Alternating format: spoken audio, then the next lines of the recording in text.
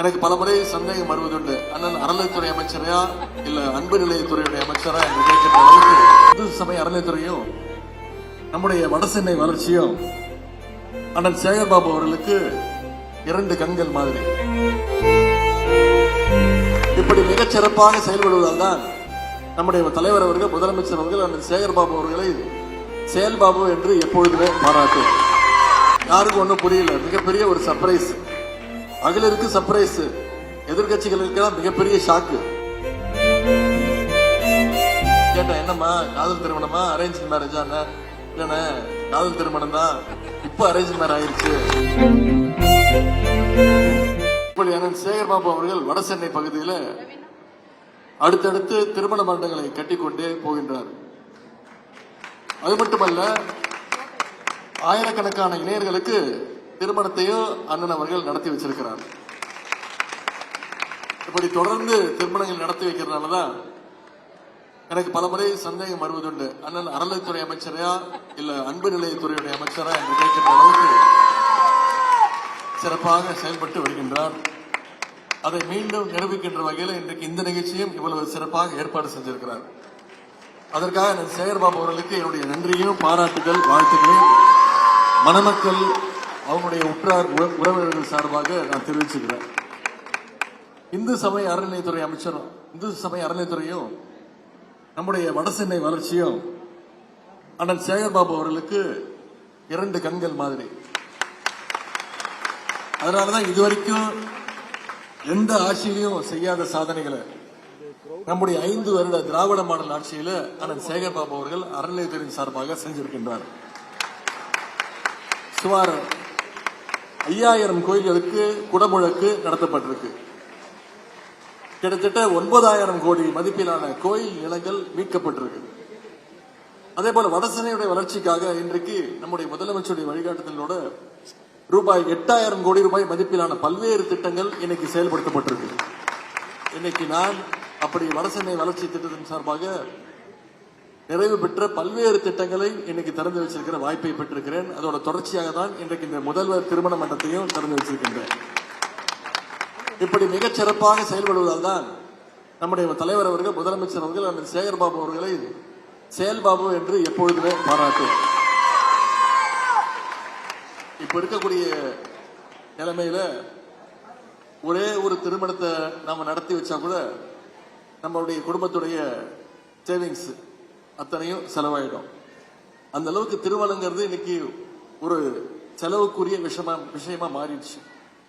இந்த சூழல்ல இன்னைக்கு வடசென்னை மக்களுடைய வசதிக்காக மிக குறைந்த வாடகையில மிக அதிகமான அனைத்து வசதிகளையும் கொண்ட இந்த திருமண மண்டங்களை அண்ணன் சேகர்பாபு அவர்கள் உங்களுக்கு கொடுத்திருக்கிறார். நம்முடைய முதலமைச்சர் கொடுத்திருக்கிறார். எப்பவுமே திருமணத்தை சிக்கனமா நடத்தணுங்கிறத திராவிட இயக்கத்துடைய ஒரு கொள்கை. அந்த வகையில இங்கு சிக்கனமான முறையில் திருமணம் செய்து இல்லற வாழ்க்கையில் அடி எடுத்து வைக்கின்ற இணையர்கள் அத்தனை பேருக்கும் முதல்ல என்னுடைய வாழ்த்துக்களை நான் தெரிவிச்சுக்கிறேன். இன்னைக்கு இந்த மண்டபத்தில் வந்திருக்கக்கூடிய இணையர்களாக இருக்கட்டும், ஜோடிகளாக இருக்கட்டும், அவங்களுடைய உற்றார் உறவினர்கள் நீங்க அத்தனை பேரும் மிகுந்த மகிழ்ச்சியோடு வந்திருக்கிறீங்க.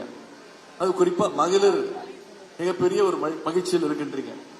ஏன்னா இன்னைக்கு இந்த அரசு பொறுப்பேற்ற இந்த 4 வருடம் 10 மாதங்களும் மகளிருக்கான அரசாக நம்முடைய அரசு செயல்பட்டிருக்கிறது. நம்முடைய முதலமைச்சர் அவர்கள் பொறுப்பேற்று அவர் போட்ட முதல் கையெழுத்து மகளிருக்கான விடியல் பயண திட்டம். இப்படி பல்வேறு திட்டங்கள். பெண்கள் படிக்கணும்னு முதலமைச்சர் காலை உணவு திட்டம். பெண்கள் பள்ளிக்கூடம் படிச்சா பத்தாது, உயர்கல்வி படிக்கணும், காலேஜுக்கு போய் படிக்கணும்னு தமிழ் புதல்வன் திட்டம், புதுமை பெண் திட்டம். இப்ப சமீபத்தில் 10 லட்சம் மாணவ மாணவிகளுக்கு இலவசமாக லேப்டாப்பையும் நம்முடைய முதலமைச்சர் அவர்கள் கொடுத்திருக்கிறார். இதற்கெல்லாம் மகளிர் அமைச்சது மாதிரிதான் இன்னைக்கு கலைஞர் மகளிர் உரிமை திட்டத்தில் 1,31,00,000 மகளிருக்கு 1000 ரூபாய் நம்முடைய முதலமைச்சர்கள் தொடர்ந்து 3 வருடங்களாக கொடுத்து வருகின்றார். இந்த மாசம் பிப்ரவரி மாசம் உங்களுக்கு தெரியும், பிப்ரவரி 13ஆம் தேதி காலையில் 6 மணிக்கு அனைத்து மகளிருடைய அக்கௌண்ட்லயும் 5000 ரூபாய் ஏறிடுச்சு. யாருக்கும் ஒன்றும் புரியல. மிகப்பெரிய ஒரு சர்ப்ரைஸ்.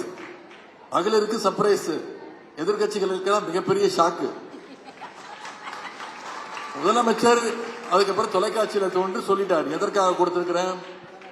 ஒன்றிய அரசு பாஜக தேர்தலை காரணம் காட்டி எப்படியாவது இந்த மகளிர் உரிமை தொகையை 3 மாசத்துக்கு நிப்பாட்டுறதுக்கான முயற்சிகளை எடுக்கிறாங்க.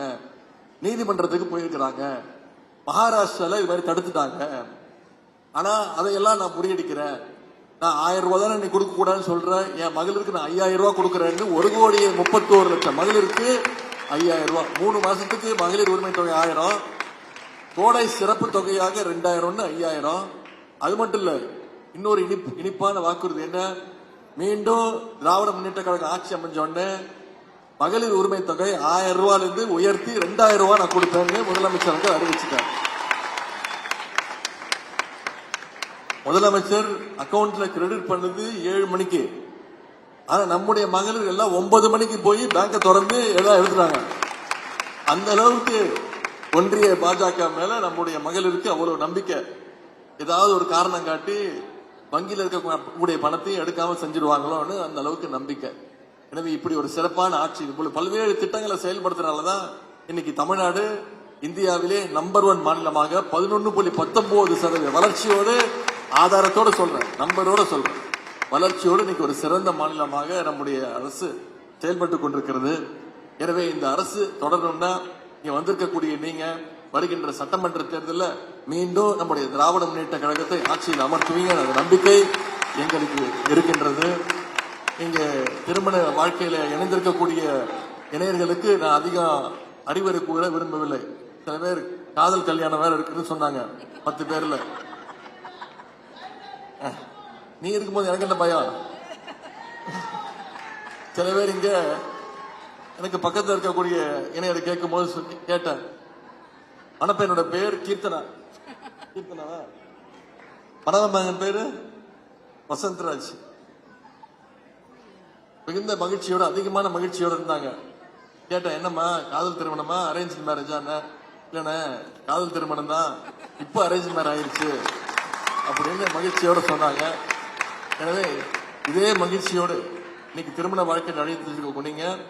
அடுத்து உங்கள் வாழ்க்கை முழுவதும் ஒன்றாக இணைந்து ஒரு நல்ல நண்பர்களாக எதற்கெல்லாம் விட்டு கொடுக்கணுமோ அதுக்கெல்லாம் விட்டு கொடுத்து, எதற்கெல்லாம் உரிமையை காப்பாற்றணுமோ அதெல்லாம் உரிமையை காப்பாற்றி நீங்க எல்லாம் ஒரு சிறந்த தம்பதிகளாக, நல்ல நண்பர்களாக இருக்க வேண்டும் என்று கேட்டுக்கொண்டு, அத்தனை பேருக்கும் ஒரே ஒரு வேண்டுகோள், உங்களுக்கு பிறக்கக்கூடிய குழந்தை அது ஆண் குழந்தையாக இருந்தாலும் சரி, பெண் குழந்தையாக இருந்தாலும் சரி, ஒரு அழகான ஒரு தமிழ் பெயரை நீங்கள் சூட்ட வேண்டும் என்று கேட்டுக்கொண்டு, இந்த சிறப்பான வாய்ப்பை அளித்த அண்ணன் சேகர் பாபு அவர்களுக்கு மீண்டும் என்னுடைய நன்றி தெரிவித்து, மணமக்கள் அத்தனை பேருக்கும் உங்கள் அனைவரின் சார்பாக மீண்டும் மீண்டும் என்னுடைய வாழ்த்துக்களை தெரிவித்து விடைபெறுகின்றேன். நன்றி, வணக்கம்.